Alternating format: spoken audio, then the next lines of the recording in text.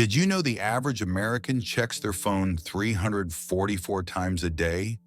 Yet in 2025, the United States ranks only 24th on the World Happiness Index? Why is the richest generation in human history still wide awake at 3 a.m., feeling hollow? Could the very act of chasing happiness be the trap that keeps it sprinting out of reach? Picture a winding Zen garden path at dawn, dew on ancient stones, a single temple bell, and you, at last, exhaling. In the next few minutes, I'll hand you 3 quiet keys that open the gate for me: how to let joy rise without forcing it, how to soothe the silent storm chemicals that hijack contentment, and one tiny morning ritual that magnetizes the moments you long for the most. If your chest feels tight from decades of deadlines, or your heart aches after scrolling highlight reels you never star in, lean closer. I've sat beside CEOs with private jets who whisper the same confession you and I share. I'm exhausted from running after something I can't even name. That pain is real, but it is not permanent. So before the next notification buzzes, pause here with me. Breathe, slow, deliberate. Feel the hush between inhale and thought. That hush is the doorway we'll walk through together. If you feel it opening, type "I'm ready" in the comments so the algorithm knows we're stepping as one. Ready to leave the treadmill and step onto the garden path? Let's begin. 1. The paradox of pursuit. Ever notice how the moment you run toward a butterfly, it flutters 2 steps farther, yet when you sit still, it sometimes lands on your shoulder? That same playful dance happens inside the mind. The faster we sprint after happiness, the faster it tiptoes away, almost winking as it slips through the cracks of our schedule. Imagine happiness as a shy cat who lives in your house but refuses to be called by name. The more you rattle the treat bag of achievements, the deeper she hides beneath a couch of expectations. Heart-pumping goals, endless to-do lists, dopamine-drenched social feeds. Each one is like clapping your hands too loudly. The cat stays put, tail twitching in the shadows.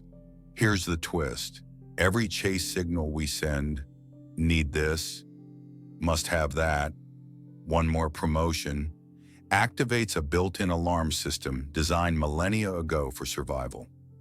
Blood pressure nudges upward, cortisol hums along the nerves, and the brain's reward lights flash, but we are never satisfied. It's as if the body secretly whispers, if we keep you hungry, you'll keep searching, and if you keep searching, you'll keep us safe. Lovely strategy for avoiding saber-toothed tigers, a terrible strategy for savoring a sunset. I learned this the embarrassing way. Years ago, after stacking resume lines like Lego towers, I booked a silent retreat hoping to maximize bliss output. Yes, I wrote that in my planner. Engineers, please don't judge. On day 1, I marched into the meditation hall, determined to win enlightenment faster than anyone in the room. By day 3, my knees ached, my mind replayed grocery lists, and, true story, the resident temple dog gazed at me with what felt like pity. The breakthrough arrived only when exhaustion forced me to stop trying. In the hush that followed, a single sparrow call felt larger than my ambition, and for a breathless instant, the shy cat curled up in my lap. I wasn't chasing anymore. I was available. Behind that moment sits a quiet reality of the nervous system. When the sympathetic gears crank too long, the senses narrow. We stop noticing softness, a passing breeze, warm tea, laughter leaking from the neighbor's porch. Switch to a slower internal rhythm, and the parasympathetic doors swing open, letting the world flow and unfiltered. That openness feels like luck, but it's really physiology wearing a kimono. Meanwhile, the energy we broadcast, those tiny, measurable electric fields around the heart, shifts with every thought of lack or fullness. Picture a radio tower. Tune it to a frantic frequency, and you attract more static. Tune it to calm appreciation, and the airwaves clear. It isn't magic, just resonance. Waves meet matching waves. The cat prefers the station with gentle flute music, not death metal. My friend Mike once tried to manifest joy by chanting affirmations while jogging on a treadmill set to an incline of 9. He flew off the back like a cartoon, living proof that the universe has a sense of humor.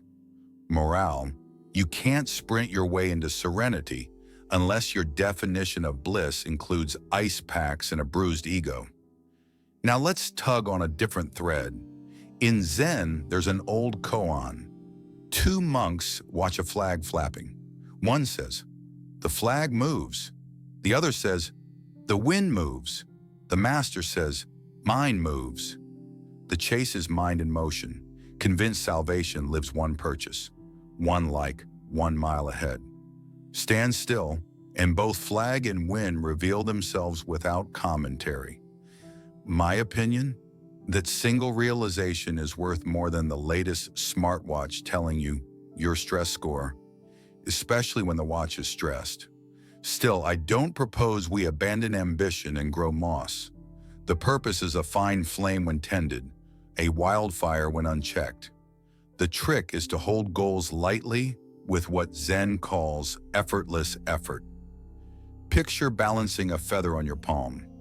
Tilt too eagerly and it slides off. Relax and it rests where it belongs. Right now, thousands of people are discovering a quieter power simply by swapping 10 scrolling minutes for 10 breathing minutes. While you read this, someone just felt their shoulders drop for the first time today. The shy cat is making house calls. Will she find your door open or locked behind another urgent ping? To invite her, trade the chase for pace. Try this tiny practice tonight. Before bed, sit on the mattress edge. Close your eyes and listen for the softest sound in the room. Maybe the hum of the fridge, your pulse ticking like a distant drum. Stay until that sound grows vivid enough to paint an image in your mind. Congratulations. You've stepped off the racetrack and onto the garden path. Even if only for 60 seconds. Repeat, and the seconds weave into a life that feels quietly whole. I won't pretend it's easy. On restless days, I still chase, usually after triple shot lattes. But the difference now is awareness. The moment I notice the sprint, I picture that temple dog raising an eyebrow, and I laugh myself back into presence. Laughter, by the way, is the quickest leash for the runaway mind. It jerks you into the now with surprising tenderness. So if pursuit tightens the knots, what loosens them? The answer waits in the fertile stillness just beyond the next breath. In the next part, we'll step into that stillness together and discover why it isn't space at all, but rich soil where quiet joy takes root. Keep your feet light. The garden gate is already swinging open. 2. Stillness, the soil where joy sprouts. What if the most powerful sound in the universe is the one you never hear? Imagine a force so quiet it can calm a storming mind in 8 heartbeats, yet so steady it carves deep canyons of clarity over a lifetime. That force is pure stillness, and it's waiting in the split second between one thought and the next. Picture your inner world as a garden at dawn. Thoughts are sparrows flitting from branch to branch. Emotions are morning mist curling above the dew. Stillness is the dark, nutrient-rich soil beneath it all. Nothing flashy, yet everything alive draws strength from its hush. When that soil stays loose and untrampled, the roots of contentment spread effortlessly. Stampede across it with constant noise and the ground compacts, choking the very flowers we're desperate to grow. The body knows this truth even when the mind forgets. As breath unhurriedly deepens, tiny nerves along the spine shift their whisper, dialing the heart's rhythm down just enough for micro moments of repair. Brain waves wander from the jittery chatter of beta into a gentle alpha sway, the difference between a crowded subway at rush hour and a lazy river at sunset. In those seconds, sensory gates fling open, the sweetness of orange peel, the velvet rasp of your sweater, the distant laugh of a child, all grow vivid enough to tug the corners of your mouth upward without any conscious effort. Now add another layer, the invisible radio you broadcast with each mood. When ease settles into your cells, that signal stretches farther. Like magnets with polished surfaces, calm attracts experiences that fit its sheen. I'm not talking about wish lists to the cosmos, more like subtle choreography. Ever notice that on the days you're unhurried, the traffic lights seem to sink in your favor? Coincidence, perhaps, but the mind, relaxed and panoramic, simply spots more open lanes. I used to treat silence like an optional extra, the vegan cheese on life's pizza. Then one winter afternoon, deadline fumes swirling, I ducked into a public library for Wi-Fi that wasn't working. Annoyed, I sat by a dusty window and, with nothing to click, watched snowflakes glide under a street lamp. 5 unplanned minutes later, my shoulders dropped as if someone unscrewed invisible bolts. An idea I had wrestled with for weeks floated up like a bubble and popped into clarity. That moment sold me on stillness forever. Bonus joke, I filed the idea, celebrated with hot cocoa, and promptly left my laptop charger behind. Enlightenment doesn't fix absent-mindedness. A Zen tale echoes this lesson. A young seeker asks the master for the secret of peace. The master pours tea until it brims, then keeps pouring. Tea floods the tray, and the seeker finally cries, "Stop!" The cup is full. The master smiles. Exactly, so is your mind. The twist most people miss?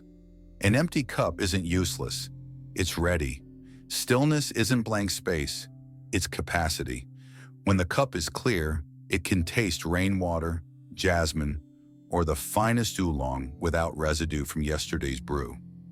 Here's where a dash of psychology sneaks in under the kimono. The brain's default storytelling hub quiets once posture softens and breath lengthens. With less internal narration, external reality grows brighter. Almost high definition, that clarity alone feels rewarding, triggering gentle squirts of the same chemistry usually reserved for chocolate or witty compliments. Talk about a bargain. Pay attention, get back serotonin. My uncle claims he can't meditate because silence is too loud. I told him the volume button was on the inside. He asked if it was next to the cholesterol switch. Still working on that one. While you've read these lines, over 1 million people worldwide have paused for 60 conscious breaths. Apps count this stuff. Many of them will report lower blood pressure by bedtime and clearer decisions tomorrow. Miss the window and the noise marches on. Your call. A practical seed to plant tonight. Before scrolling the newsfeed, place your phone face down, sit tall, and trace 4 slow circles of breath. Inhale, hold, exhale, pause. With each round, silently name what you can hear farther and farther away. Fridge hum, distant traffic, maybe even your heartbeat. The exercise takes less time than liking a photo of someone else's brunch, yet nourishes more than any borrowed pastry pick. From me to you, a personal stance. Stillness is not a luxury linen reserved for retreat centers. It's the plain cotton sheet we should sleep in nightly. You deserve that softness, not as a reward for productivity, but as the birthplace of everything meaningful you hope to create. Once the ground of stillness is tilled, the next step is to lighten what we carry. In the next part, we'll explore the quiet art of letting go, how an open hand ends up holding more than a clenched fist. Stay with me. The shy cat of happiness is edging closer, whiskers twitching. 3. Letting go. Turning the key without forcing the lock. What if everything you crave is already in your hand, but your fist is too tight to feel it? Imagine happiness, as we've been picturing her, as that shy house cat. Now see her perched on a windowsill, tail flicking. You lunge to scoop her up. She springs away. But open your palm quietly and she wanders back, curls in, and begins her soft rumble. Letting go is not a loss. It's an invitation. I first tasted this paradox on a rock face in Arizona. Halfway up, my forearms were lava, and I clutched the grip so hard my fingers blanched. A seasoned climber above called down, "Ease up, stone won't run away." I loosened, weight shifted to my legs, and surprise, the climb felt lighter. Same wall, same body, and different grip. That afternoon, a simple law was tattooed on my muscles. Tension devours strength, release returns it. Inside us, the same drama plays out. When clutching status, memories, or grievances, microscopic muscles around the heart chamber tighten just enough to nudge blood flow off its natural groove. Breathing shortens. Little storms brew in chemistry. Loosen that grip, even slightly, and circulation resumes its graceful loop. Hormones shuffle into calmer choreography, and a piece of quieter inner music starts to hum. Nothing mystical, just mechanics wearing silk robes. A Zen story deepens the lesson. A monk crossing a river in twilight carries a heavy pack. Midstream, a flash flood rises and threatens to pull him under. He unties the pack, his week's provisions, and watches it drift away. Reaching the far bank alive, he bows to the empty sky. The twist? The pack contained a cherished scroll of sutras he'd copied by hand for years. Gone. Yet in losing sacred words, he gained the breath to keep living those words. The river taught him that ink is lighter than lungs, but lungs are lighter than life. Let's thread this through everyday clutter. Picture your schedule as a crowded closet. Every yes you hang there pushes yesterday's yes deeper into the shadows. Eventually, good intentions wrinkle into guilt. The art of letting go begins with a single dare. Remove one hanger. Maybe it's a weekly meeting that never ends on time, or doom scrolling in bed until your thumbs ache. Lift it out, notice the airy space left behind, and watch how fresh possibilities weave themselves into that gap. The mind, like nature, despises a vacuum. It fills the emptiness with the first seed you plant. Choose wisely. Today, place a small stone in your pocket while thinking of one worry you've rehearsed too often. Every time your hand brushes the stone, exhale and mentally set that worry on a tiny paper boat, letting it float down an imaginary stream. By day's end, the stone will feel smooth, familiar, and maybe even warm. That warmth isn't from friction, it's the heat released when attachment melts. My friend Lisa tried this with a Lego brick instead of a stone. Halfway through the day, she sat on it and yelled enlightenment in a single syllable that most monks never chant. Moral: choose rounded objects, or at least cushioned chairs. When we unclamp inside, something subtle radiates outward. People sense the ease of the way sunflowers tilt toward dawn.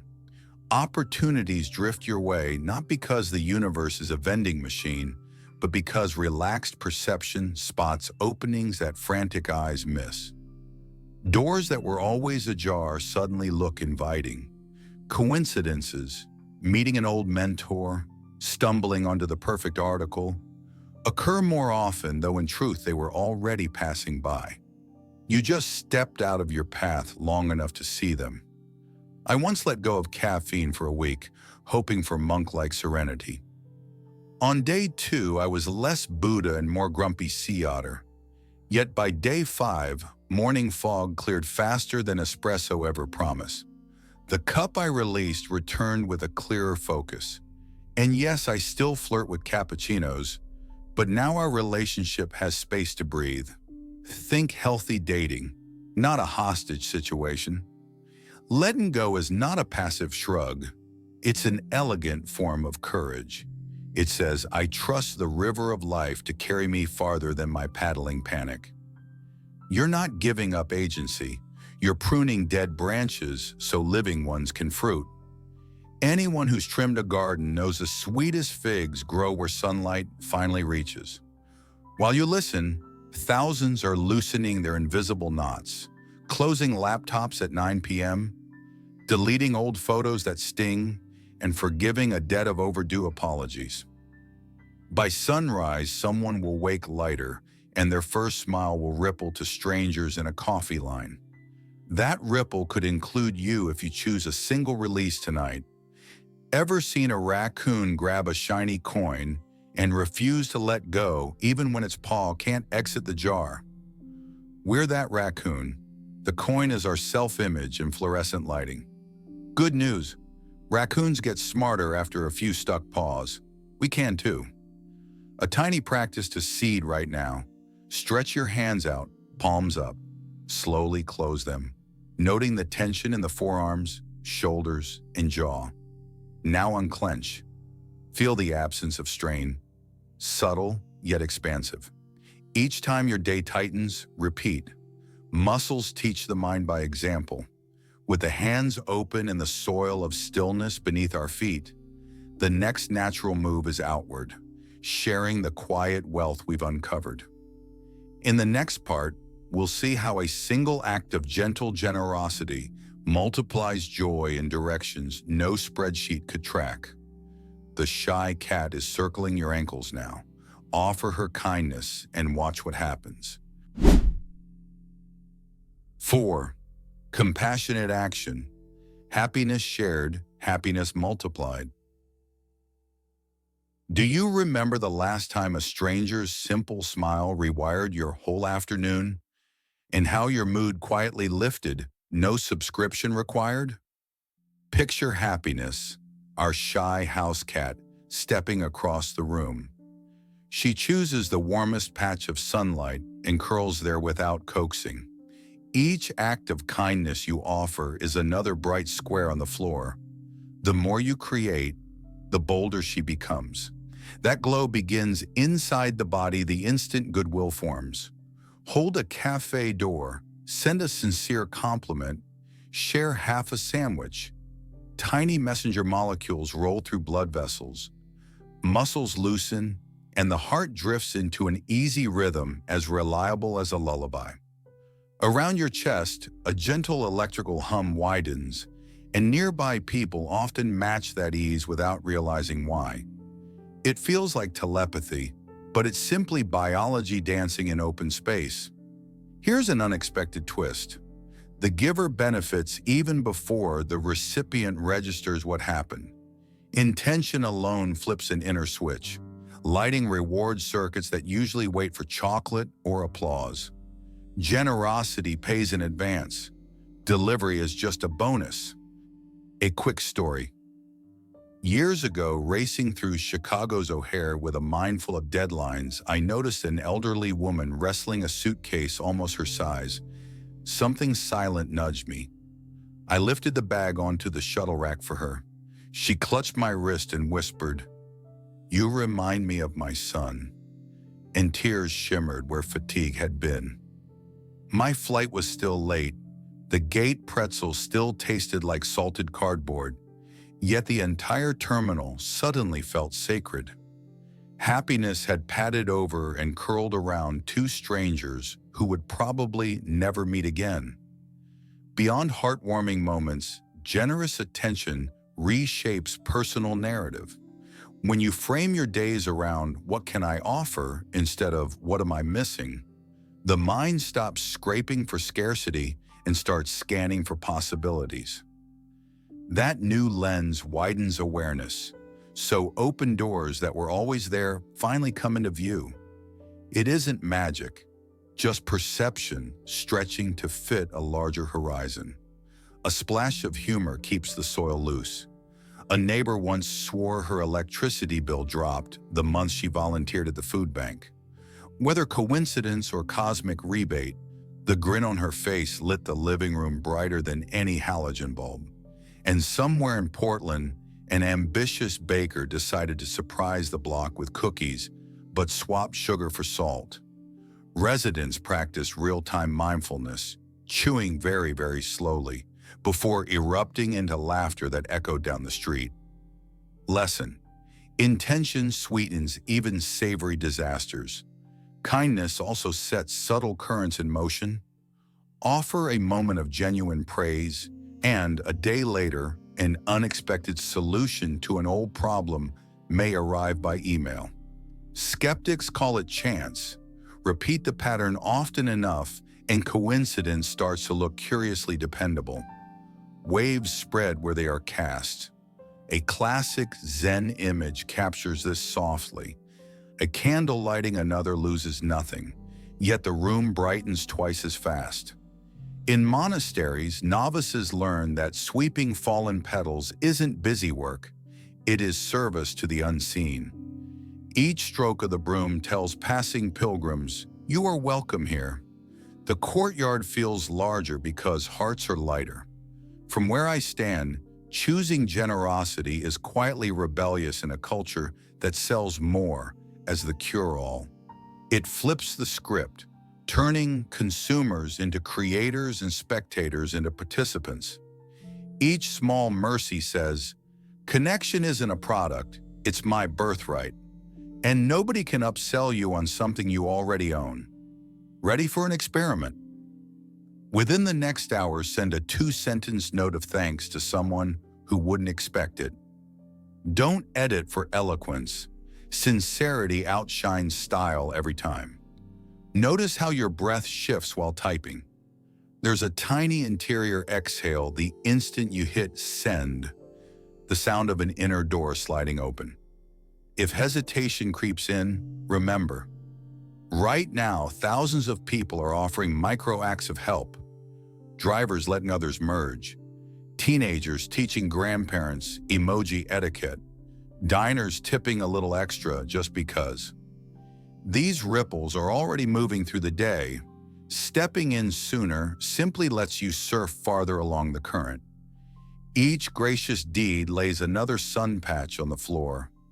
Happiness, once timid, begins to stretch full length, inviting her friends, contentment, meaning, even a playful spark of awe, to nap beside her. The room, once ordinary, glows like morning. With warmth spreading and doors quietly swinging open, the journey naturally turns inward again. How can we weave these insights into a simple daily rhythm so the glow doesn't fade with the screen? In the next section, we'll shape a dawn routine. 3 breaths on 3 movements that invites the sun patch to appear before your feet even touch the floor. Stay close. The first light is almost here. 5 daily ritual, opening the window each morning.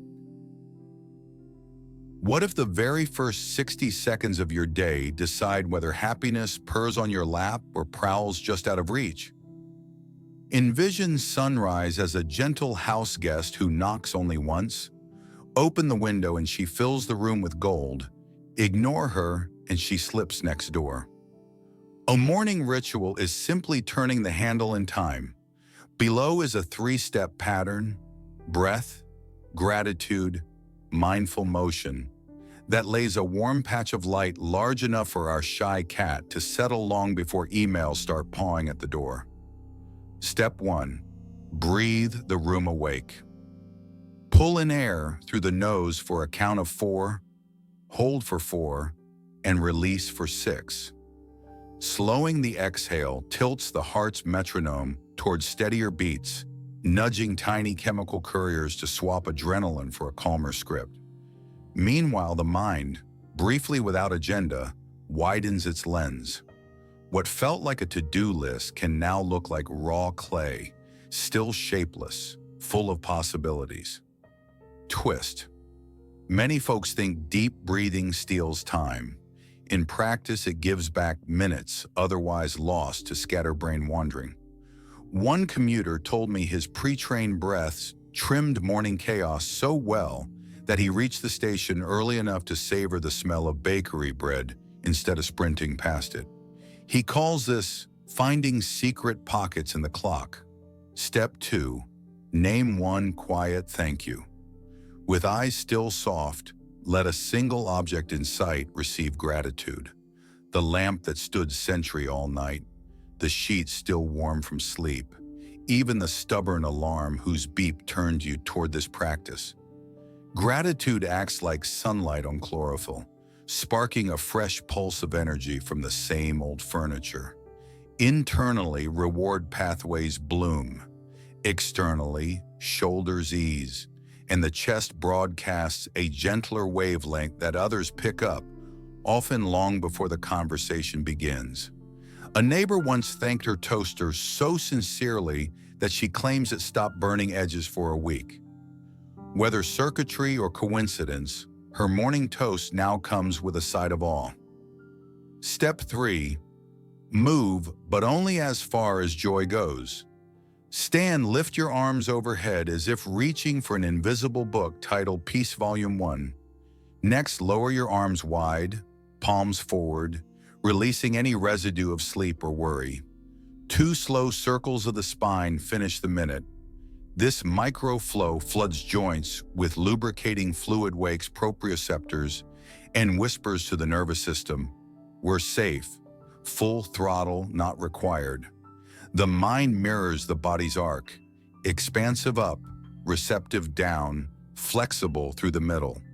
Someone emailed saying they added a dramatic lion roar to the final stretch. The family cat now supervises each session with a raised eyebrow, as if critiquing form. Even felines enjoy mindful theater. Repeating the trio for 21 mornings installs a tiny but potent identity shift. From reactor to composer, the brain adores patterns. Once it trusts this predictable opening, stress hormones delay their cameo, giving creative centers the first word. Problems arrive later, and when they do, they meet a host who has arranged the furniture. Thoughts carry a tactile quality. Gratitude and deliberate motion produce smoother textures that ripple outward. Like tuning a violin before a symphony, these vibrations set a keynote the day's events unconsciously harmonize with. Miss the tune-up and the orchestra plays, but something always sounds slightly sharp. While scripting a retreat in New Mexico, I tested the ritual at 5 a.m. desert time. By day 4, ravens began landing on the balcony during my breathing cycle, black silhouettes against the peach sky. Call it resonance or random avian scheduling. Their wing beats felt like nature's applause. That week's manuscript flowed so freely that I finished 2 days early and spent the remainder hiking red rock trails without the usual guilt nip at my heels. I believe disciplines that cost nothing often purchase the richest peace. No subscription, gadget, or guru fee. Only willingness to greet the day before it files a claim on you. Try the 3 steps once. If the results feel paper thin, abandon them. But if a single morning tilts toward gentle clarity, you'll have proof written in your pulse. A participant confessed she forgot to step 3 and then justified it as mindful laziness. Fair enough, laziness noticed is halfway to meditation. Thousands will wake tomorrow and scroll straight into other people's priorities. A slimmer group will open the window first. Choosing the second camp doesn't guarantee a bliss parade, yet odds favor finding at least one unexpected gift. An idea, a kind glance, maybe even a stranger holding the door you once held for someone else. Take one slow breath with me and feel the story settle.